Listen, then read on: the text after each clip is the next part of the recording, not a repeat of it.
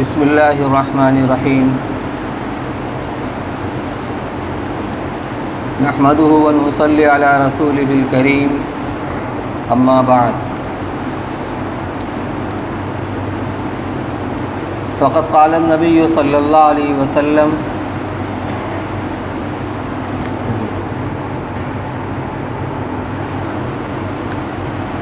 اللہم بارک لنا فی رجب و شعبان وبلغنا رمضان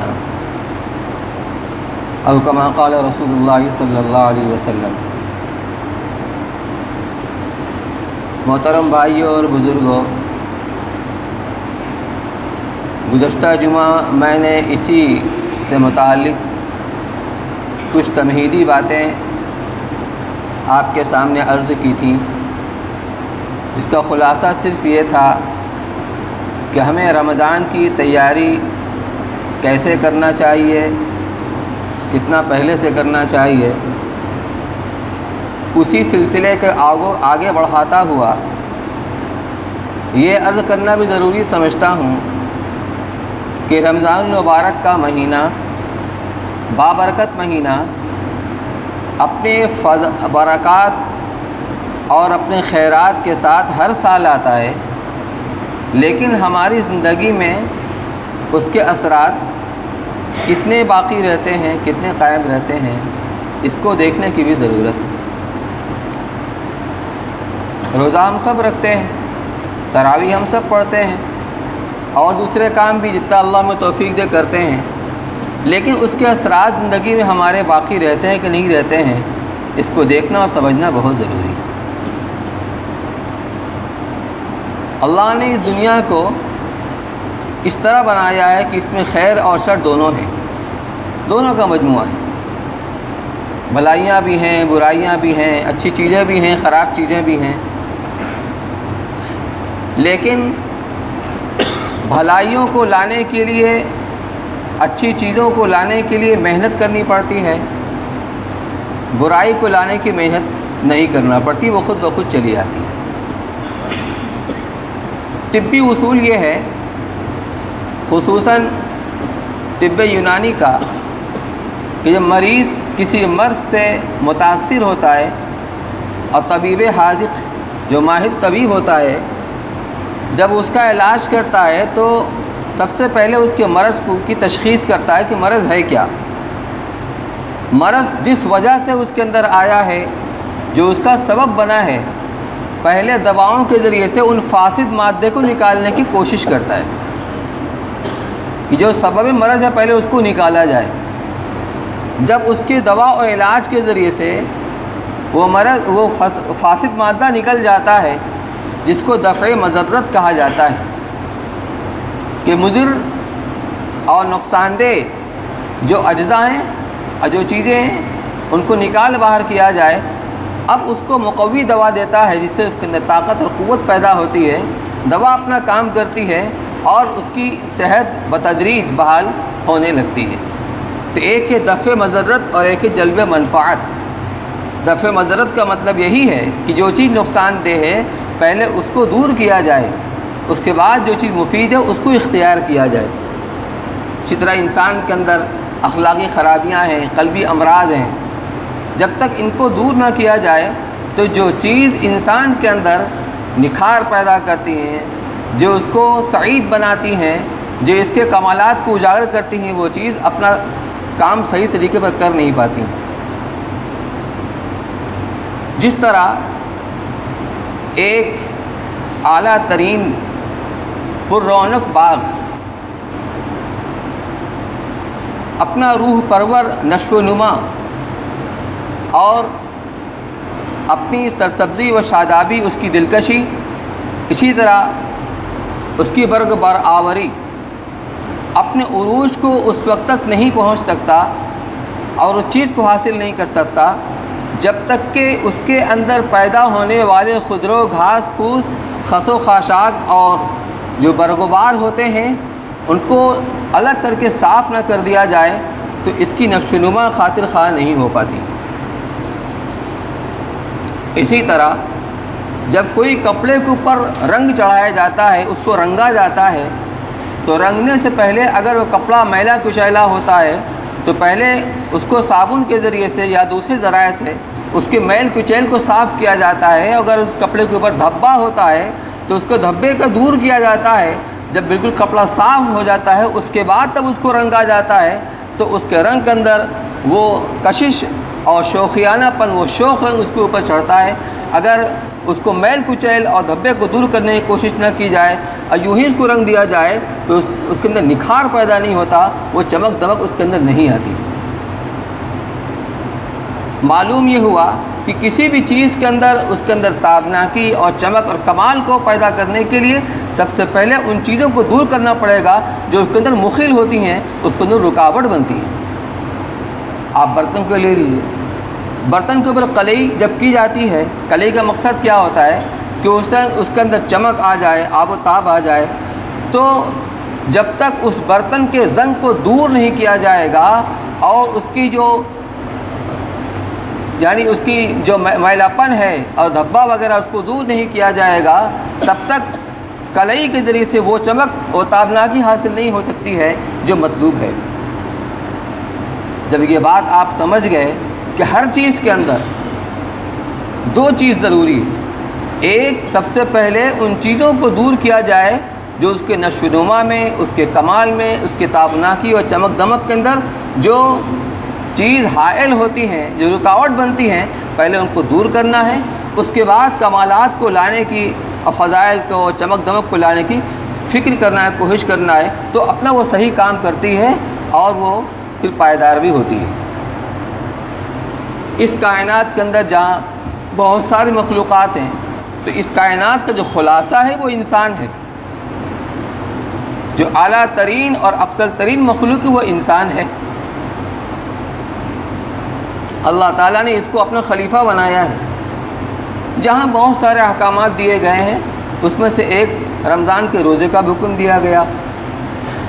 کتب علیکم الصیام کما کتب علی الذین من قبلکم لعلکم تتقون، کہ تم پر روزہ اسی طرح فرض کیا گیا ہے جیسے پچھلی امتوں پر فرض کیا گیا تھا، 1 مہینے کا روزہ. کیوں؟ لعلکم تتقون، تاکہ تم متقی پرہیزگار بن جاؤ. عربی کے اندر لعل کا لفظ آتا ہے جس کو ہم اور آپ استعمال کرتے ہیں. اس کا معنی سمجھ لیجیے شاید ایسا ہو جائے. ہم اور آپ انجام سے باخبر نہیں ہوتے کہ ایسا ہو ہی جائے گا، لیکن امید ظاہر کرتے ہیں. امتحان میں پرچہ اچھا لکھا کا امید ہے میں اچھے نمبر سے پاس ہو جاؤں گا، لیکن دعویٰ نہیں کرتا، یقین سے نہیں کہہ سکتا کہ کم بھی آ سکتا ہے. اس لیے کہ ہم جانتے نہیں کہ غیب میں کیا ہے، آئندہ کیا ہونے والا ہے.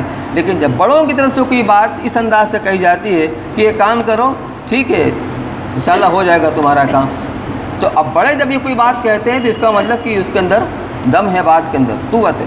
اللہ تعالیٰ کوئی بات کہیں اللہ کے ذریعے سے، اس کا مطلب یہ بات یقینی ہے کہ روزہ کے ذریعے تقویٰ تو آئے گا ہی آئے گا. یعنی گناہوں کو چھوڑنے والی جو ایک قوت ہوتی ہے اور گناہوں سے بچنے والی جو استعداد ہوتی ہے، اس کے اندر ایک جلا آئے گی، قوت پائے گی. اور آدمی جس طریقے سے اللہ تعالیٰ کے حکم پر 1 مہینہ تک کھانا پینا اور عورتوں سے مقاربت کو ترک کرتا ہے، اسی طریقے سے وہ تمام محرمات، حرام کام اور جو گناہ کے کام ہیں اس کا چھوڑنا بھی اس کے لیے آسان ہو جائے گا.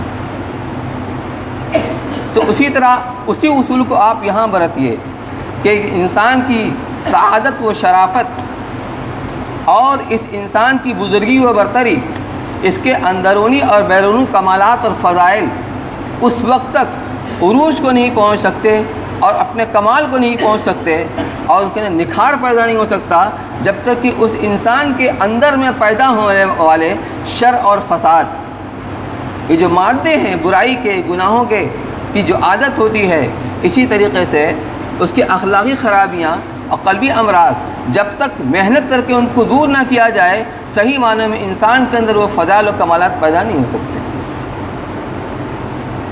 انسان کے اندر ایمانی شجرہ طیبہ، ایمان اور ہدایت کا شجرہ طیبہ اس وقت تک برغبار نہیں لا سکتا جب تک اس انسان کو ہوائے نفسانی خواہشات اور حب دنیا کی محبت، چیزوں کی محبت، اس سے اس کے دل کو صاف نہ کیا جائے. میرے بھائیوں، میں عرض یہ کرنا چاہتا ہوں ہم اس مرتبہ ایک نئے انداز سے تیاری کریں. یہ اللہ کی طرف سے یہ مہمان آتا ہے، یہ اللہ کی طرف سے بہت بڑا عطیہ، بہت بڑا تحفہ ہے جو امت مسلمہ کو ملا ہوا ہے. واقعتاً اگر ہم اسے قدر کر لیں تو بہت کچھ حاصل کر سکتے ہیں. اللہ تعالیٰ کے یہاں کسی کا کوئی رشتہ نہیں ہے، جو محنت کرے گا وہ پائے گا. من جد وجد، جو محنت کرے گا پائے گا. تو روزہ کے اندر اللہ نے یہ صفت رکھی ہے کہ دونوں چیز بیک وقت پائی جاتی ہے، دفع مضرت بھی اور جلب منفعت بھی. دفع مضرت کیا ہے کہ اللہ نے دن کے وقت میں صبح صادق سے لے کر غروبی آفتاب تک کھانا پینا اور عورتوں سے جائز طریقے پر مقاربت، اس کو اللہ نے منع کر دیا، ممنوع قرار دے دیا. اس درمیان میں کھانا پینا یہ منع ہے. انسان کو گناہوں کے اوپر بہت دھیان کے ساتھ سنیے گا، برائیوں پر گناہوں پر آمادہ کرنے والی دو طاقتیں ہیں جو انسان کے سب سے بڑے دشمن ہیں. ایک دشمن ہے شیطان، جو ہر وقت اس کو ورگلاتا رہتا ہے، برائیوں کے لیے آمادہ کرتا رہتا ہے. اور دوسرا دشمن ہے جو اس سے بڑا دشمن ہے، وہ اعداء عدوی کا ہے. حدیث میں فرمایا گیا کہ جتنے تمہارے دشمن ہیں اس میں بڑا دشمن وہ ہے نفس. آدمی کے اندر کی خواہشات، اس کی چاہت، بس جو جی میں آئے آنکھ بند کر کے آدمی اس کے کہے پر چلنا شروع کر دے. یہ نفس کمزور پڑتا ہے مجاہدے سے، خاص طور سے بھوکا رہنے سے. اسی لیے حضرت شیخ رحمۃ اللہ علیہ فضائل رمضان میں ایک حدیث کا ترجمہ نقل کیا ہے کہ اللہ کے رسول صلی اللہ علیہ وسلم نے فرمایا، اس کا مفہوم یہ ہے کہ شیطان تم میں سے ہر ایک کی رگوں میں ایسے دوڑتا ہے جیسے خون رگوں کے اندر دوڑا کرتا ہے. اس کے لیے کوئی رکاوٹ نہیں ہوتی ہے، ہر جگہ آسانی کے ساتھ وہ خون آتا جاتا رہتا ہے. اسی شیطان بھی دوڑتا ہے. اس کے راستوں کو بھوک کے ذریعے بند کرو، اس کے راستوں کو بھوک کے ذریعے بند کرو. تو نفس کے اندر جو کمزوری آتی ہے، جو ہم نے اس کی خواہشات کو پورا کرتے کرتے یہ ایسا گھوڑا ہو گیا ہے جو نافرمان ہے، ایک نہیں سنتا، سرکش گھوڑا ہو گیا ہے، اور ہم اس کے پیچھے پیچھے چلے جا رہے ہیں. تو اس کو 1 مہینے تک دن کو بھوکا رکھ کر کے، اور جس سے اللہ نے منع کیا ہے اس سے اس کو روک کر کے اس کی سرکشی کو دور کرو. اس سے نفس کمزور ہوگا، قوت شہوانیہ، قوت حیوانیہ، قوت نفسانیہ کے اندر کمی آئے گی. اللہ نے ایک نظام تو یہ کیا ہمارے اور آپ کی سعادت کے لیے کہ ہمارا روزہ ثمر آور ہو، نتیجہ خیز ہو، کا دن کو بھوکے رکھ کر کے یہ انتظام کیا کہ نفس جو سرکش ہو گیا تھا اس کو کمزور کرنے کا اللہ نے انتظام کیا. اور پھر کیا کیا؟ ادھر شیطان کو قید کرا دیا.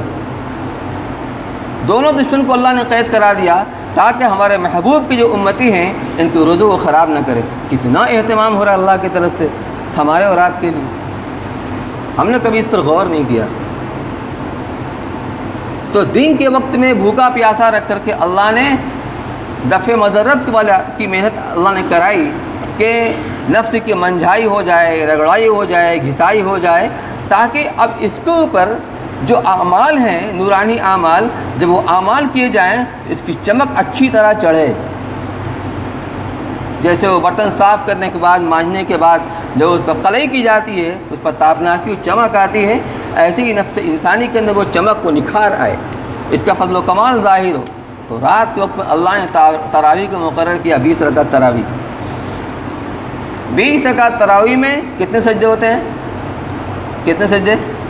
40.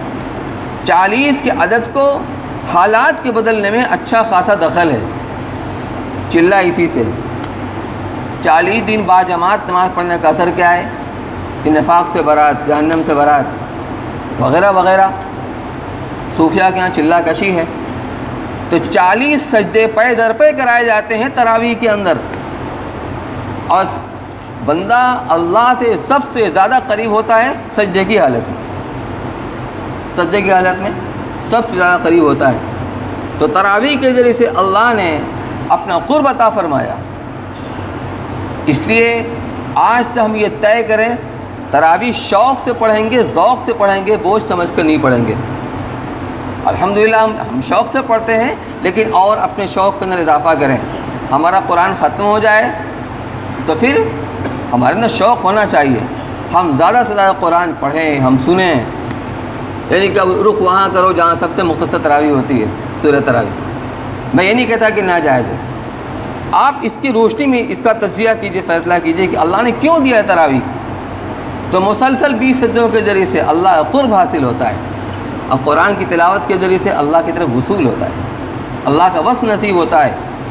فضائل قرآن کے اندر مولانا زکریا صاحب رحمۃ اللہ علیہ نے ایک واقعہ نقل کیا ہے کہ حضرت امام احمد بن حنبل رحمۃ اللہ علیہ، انہوں نے خواب میں اللہ تعالیٰ کی زیارت کی، پوچھا پروردگار تیرا قرب سب سے زیادہ کس چیز سے حاصل ہوتا ہے؟ فرمایا ارشاد و احمد میرے کلام سے، یعنی قرآن پاک کی تلاوت۔ تو پھر پوچھا کہ پروردگار سمجھ کر پڑھا جائے تب یا بغیر سمجھے بھی؟ کہا چاہے سمجھ کے پڑھو چاہے بلا سمجھے پڑھو، مطلق قرآن یعنی تلاوت قرآن اللہ کے قرب کا، اس کے وصول کا ذریعہ ہے۔ تو اس قرب اور وصول کے ذریعے سے انسان کی جو کمالات نکھر کر سامنے آئیں گے، دین کی محنت اس کی بنیاد بنے گی۔ لیکن میرے بھائیوں، شیخ نے لکھا ہے جس طرح نماز کو مکمل کرنے والی چیزیں آداب ہوتے ہیں، ایک تو نماز کے فرائض و واجبات ہیں، لیکن نماز کامل کب بنے گی؟ جب سنن کا بھی رعایت کی جائے، آداب کا بھی اہتمام کیا جائے، تو نماز کامل اور مکمل بنتی ہے، اور اپنا پورا اثر وہ دکھاتی ہے اور ظاہر کرتی ہے۔ ایسی روزہ کو مکمل کرنے والی چیزیں کیا ہیں؟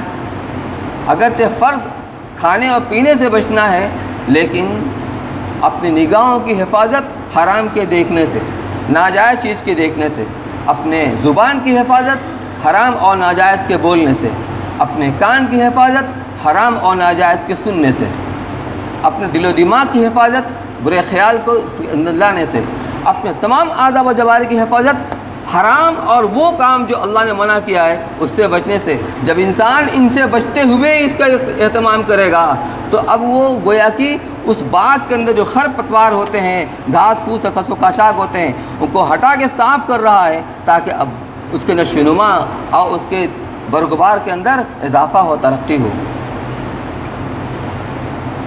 حرام غذا سے اپنے پیٹ کو بچانا کہ اس پیٹ کے حرام غذا نہ چلی جائے۔ اگرچہ غروب آفتاب کے بعد صبح صادق تک اللہ نے فرمایا وَكُلُوا وَاشْرَبُوا حَتَّى يَتَبَيَّنَ لَكُمُ الْخَيْطُ الْأَبْيَضُ مِنَ الْخَيْطِ الْأَسْوَدِ مِنَ الْفَجْرِ، کہ کھاؤ پیو۔ کھاؤ پیو کا مطلب یہ نہیں ہے کہ اب رات بھر وہی کام کرو۔ کھاؤ پیو کا مطلب یہ کہ اب تمہیں اجازت ہے، اب تم کھا پی سکتے ہو۔ اٹھا کر دیکھیں اپنے اسلاف کو، حضور صلی اللہ علیہ وسلم، صحابہ کرام، تابعین، فقہائے امت، مشائخ اور آج کے زمانے ہمارے مشائخ، کیا خوراک ہوتی ہے۔ ہر سال آپ سنتے ہیں فضائل رمضان کے اندر کہ حضرت مولانا شاہ عبد الرحیم صاحب رابعی رحمۃ اللہ علیہ 24 گھنٹے میں انہیں خوراک کیا ہوتی تھی؟ سادی چائے کی 1-2 فنجان بس۔ اسی طرح جتنے ہمارے اکابر اور مشائخ ہیں ان کا آپ معمول دیکھ لیجئے کیا ہے کھانے پینے کے اندر۔ کیوں؟ کیا ان کے یہاں وہ چیزیں میسر مہیا نہیں ہوتی ہیں؟ اس کے باوجود اختیاری طریقے پر جب ہم نفس کو بھوکا رکھیں گے تو وہ چیزیں ہمیں حاصل ہوں گی۔ ہمارا حال یہ ہے ہمارا کھانا پینے کے اوقات بدل جاتے ہیں، لیکن پیٹ میں غذا اتنی ہی جاتی ہے، اس سے کم نہیں جاتی جتنی عام دنوں کے اندر جاتی ہے۔ ہر آدمی اس کا اعتراف کرے گا، کوئی اس کا انکار نہیں کر سکتا، بلکہ کچھ چیزیں زیادہ ہی ہوتی ہیں کہ رمضان کے مہینے میں ہمارے دسترخوان کے اوپر کچھ چیزیں ایکسٹرا کچھ زیادہ ہوتی ہیں اہتمام کی وجہ سے، جو عام دنوں میں نہیں پائی جاتی ہیں۔ تو جب آدمی دن بھر کا بھوکا پیاسا جب نفس بننے کی کگار کے اوپر آتا ہے، اور پھر جب روزہ کھلنے کے بعد جب ٹوٹ کر کھانے کے اوپر گرتا ہے اور خوب کھا پی کے پیٹ کو بھر لیتا ہے، تو میرے بھائیوں وہ بات اب کہاں سے پیدا ہوگی؟ جو تھوڑی بہت منجھائی ہوئی تھی پھر اس کے بعد میل کچیل آ گئی۔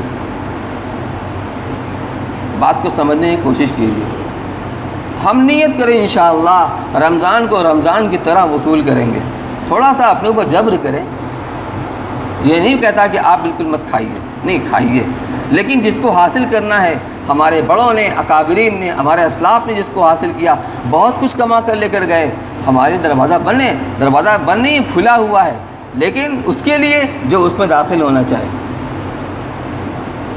تھوڑا سا کنٹرول کرے اپنے نفس کے اوپر، شوق اور رغبت کے ساتھ ہماری تراویح ہو، ہماری نمازیں ہوں، ہماری تلاوت ہو، پھر آپ دیکھیے رات کو آخر وقت اٹھ کر تھوڑا سا اللہ کے سامنے مانگنے کا مزاج بنائیں، تھوڑا رول اللہ کے سامنے، پھر دیکھیں اس میں کیا لذت ملتی۔ بس میرے بھائیوں سے یہ عرض کرنا تھا، بس یہ اسی لیے تاکہ جو روزہ آ رہا ہے ہم اچھی طرح اس کا استقبال کریں، اور جب آ جائے تو ایک منٹ بھی ضائع نہ جائے۔ اللہ مجھے بھی توفیق نصیب فرمائے، آپ کو بھی توفیق نصیب فرمائے۔ ایک اعلان ہے اور وہ بھی خوشخبری لیے ہوئے ہے، وہ یہ ہے کہ اصلاح معاشرہ کمیٹی جمیعت علماء بنارس کے زیر اہتمام 5 اپریل بروز سوموار بعد نماز مغرب متصلاً بمقام اشفاق نگر روڈ ایک جلسہ اصلاح معاشرہ کا انعقاد کیا گیا ہے، جس کی صدارت حضرت اقدس مولانا مفتی ابوالقاسم صاحب نعمانی محتم دارالعلوم دیوبند فرمائیں گے، اور مقرر خصوصی حضرت مولانا مفتی محمد عفان صاحب منصور پوری سیکریٹری دینی تعلیم بورڈ جمیعت علماء اتر پردیش ہوں گے۔ آپ حضرات سے اس اصلاحی جلسہ میں شرکت کی پرخلوص درخواست ہے۔ انشاءاللہ جلسہ مغرب کی نماز کے فوراً بعد شروع ہو جائے گا۔ جو ظاہری تدبیر ہے، تیاری کوشش جتنی ہو سکتی وہ کر لی گئی ہے، آگے اللہ دعا فرمائے کہ آفت کے ساتھ یہ اجلاس ہو جائے۔ اللہ ہم سب کو توفیق نصیب فرمائے۔ وآخر دعوانا الحمدللہ رب العالمین۔